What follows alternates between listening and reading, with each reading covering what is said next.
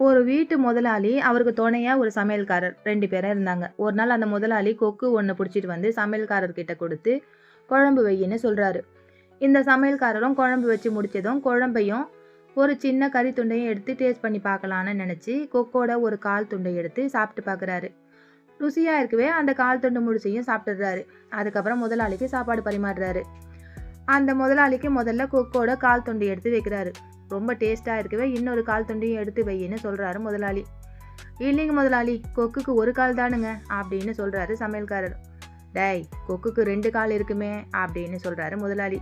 இல்லைங்க, ஒரு கால் தானுங்க அப்படின்னு மறுபடியும் சமையல்காரர் ஒத்துக்க மாட்டேங்கிறாரு. முதலாளி எவ்வளோ சொல்லி பார்த்தோம், இந்த சமையல்காரர் ஒத்துக்கல. சாப்பிட்டு முடிச்சதும் முதல் வேலையா இந்த சமையல்காரரை வயல்வெளிக்கு அழைச்சிட்டு போறாரு முதலாளி. வயல்ல ஒரு கொக்கு காலை மடக்கிட்டு ஒத்த காலோட நின்றுட்டு இருந்தது. இதை பார்த்த சமையல்காரர், அங்க பாருங்க முதலாளி, கொக்குக்கு ஒத்த கால் தானுங்க அப்படின்னு சொல்றாரு.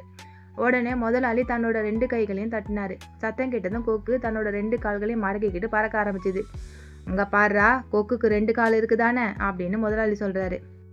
இப்ப இந்த சமையல்காரர் என்ன சொல்றாருன்னு பாருங்க. ஆமாங்க முதலாளி, நீங்க இப்ப கை தட்டுறதுக்கு பதிலா சாப்பிட ஆரம்பிக்கும் போதே கை தட்டி இருந்தா கொக்குக்கு 2 கால் வந்திருக்கும் இல்லைங்களா அப்படின்னு சொன்னாராங்க.